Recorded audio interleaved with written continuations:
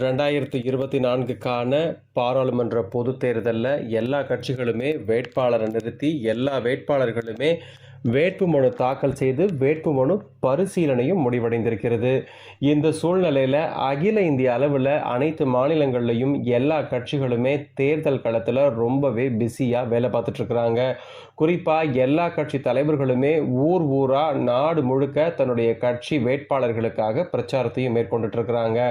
அந்த வகையில் தமிழ்நாடு, புதுச்சேரி உட்பட 40 தொகுதிகளுக்குமான பாராளுமன்ற தேர்தல் ஏப்ரல் 19ஆம் தேதி ஒரே கட்டமாக நடைபெறப் போகுது.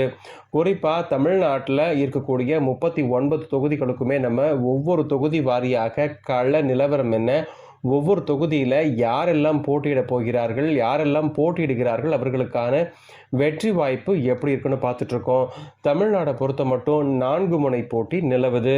பாரதிய ஜனதா கட்சியினுடைய கூட்டணி சார்பாக வேட்பாளரும், அண்ணா திராவிட முன்னேற்ற கழக கூட்டணி சார்பாக வேட்பாளரும், திராவிட முன்னேற்ற கழக கூட்டணி சார்பாக வேட்பாளரும், நாம் தமிழர் கட்சியினுடைய சார்பாக வேட்பாளருமாக 4 முனை போட்டியே நிலவுகிறது.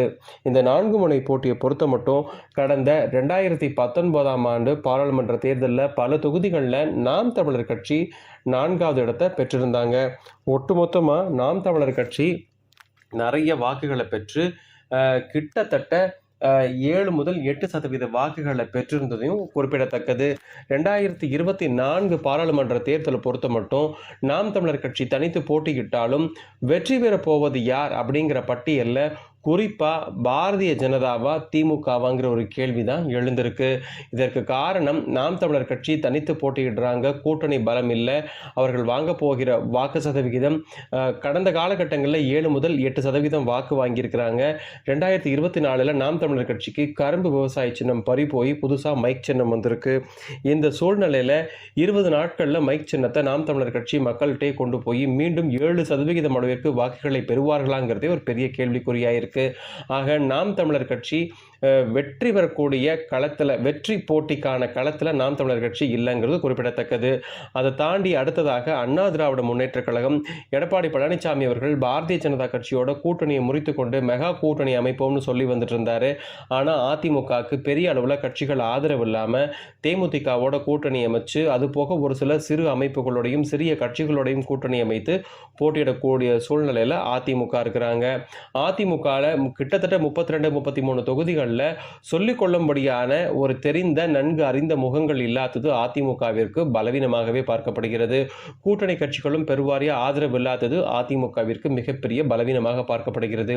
ஆக வெற்றி போட்டியில் அதிமுகவும் களத்தில் இல்லை அப்படிங்கிறது தான் நிதர்சனமா இருக்கு.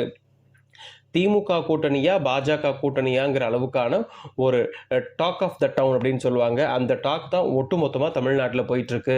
உதாரணமாக திமுக சார்பாக பிரச்சாரத்திற்கு போயிருக்கக்கூடிய திமுக தலைவர், திமுகவினுடைய அமைச்சர்கள்னு திமுகவினுடைய பெருந்தலைகள் ஒவ்வொரு தொகுதியிலையுமே பாரதிய ஜனதா கட்சியை மட்டுமே சொல்லி எதிர்த்து பேசி வாக்குகளை சேகரித்து வருகிறார்கள். பாஜகவும் களத்தில் திமுகவை மட்டுமே வெகுவாக ரொம்ப எதிர்ப்புகளை முழுக்க திமுகவிற்கு எதிரான ஒரு மனநிலையிலேயே வாக்கு சேகரிக்கிறாங்க. திமுகவா பாஜகவாங்கிற ஒரு கேள்விதான் எல்லா தொகுதிகளிலும் எழுந்திருக்கு. நம்ம பார்க்கறது தர்மபுரி தொகுதி. தர்மபுரி தொகுதியில் 4 முனை போட்டி. அதிமுக சார்பாக அசோகன் களத்தில் இறங்கியிருக்கிறாங்க. திமுக சார்பாக மணிங்கிற வேட்பாளர் களத்தில் இறங்கியிருக்கிறாங்க. பாரதிய ஜனதா கட்சி கூட்டணியில் அங்கம் வகிக்கக்கூடிய பாமக சார்பாக பாமக தலைவர் அன்புமணி ராமதாசனுடைய மனைவியான சௌமியா அன்புமணி மாம்பழம் சின்னத்தில் களமிறங்கியிருக்கிறாங்க.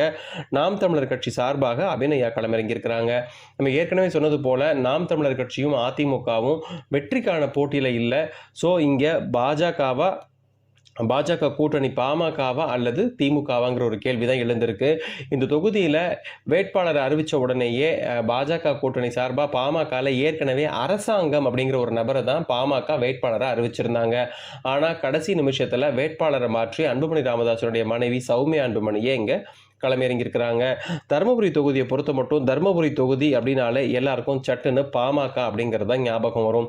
அதற்கு காரணம் பாமகவிற்கு மிகப்பெரிய அளவிலான வாக்கு வங்கி வந்து தருமபுரி தொகுதியில் இருக்கு.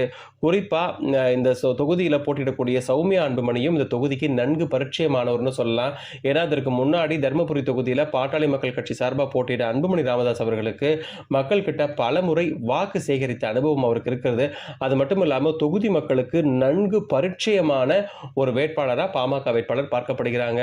அதை தாண்டி சௌமியா அன்புமணி ஒரு சமூக செயற்பாட்டாளர், பெண்கள் முன்னேற்றத்திற்காக தொடர்ந்து பாடுபடக்கூடியவர், பெண்கள் முன்னேற்றத்திற்காக நிறைய மோட்டிவேஷன் பேசுவாங்க, பெண்களினுடைய வாழ்வுரிமைக்காகவும் பெண்களினுடைய மேம்பாட்டுக்காகவும் தன்னுடைய பதிவுகளால் அதிகமான பெண்களை கவர்ந்தவர் அப்படின்னு சொல்லலாம். ஒரு ஆகச்சிறந்த பெண்மணி, சமூக சேவையில் தொடர்ந்து ஈடுபட்டு வரக்கூடிய ஒரு பெண்மணி. ஸோ ஒட்டுமொத்த பெண்களின் வாக்குகளும் இவருக்கு போவதற்கான வாய்ப்புகளும் சாத்தியக்கூறுகளும் இருக்கு. இவர் வேட்புமனு தாக்கல் பண்ணிட்டு வந்த உடனே அவர்கிட்ட செய்தியாளர்கள்ட்ட பேசும்போது என்ன சொன்னாங்க அப்படின்னா, அவர் வெற்றி பெற்றவுடன் காவிரி தருமபுரி உபரிநீர் திட்டத்தை செயல்படுத்துறது தான் முதல் லட்சியமாக இருக்கும் அப்படின்னு சொல்லியிருக்கிறாங்க. இதிலிருந்தே தெரியுது காவிரி தருமபுரி உபரிநீர் திட்டம் அங்கே நீண்ட நாட்களாக இழுபறியில் இருக்குங்கிறது தெரியுது.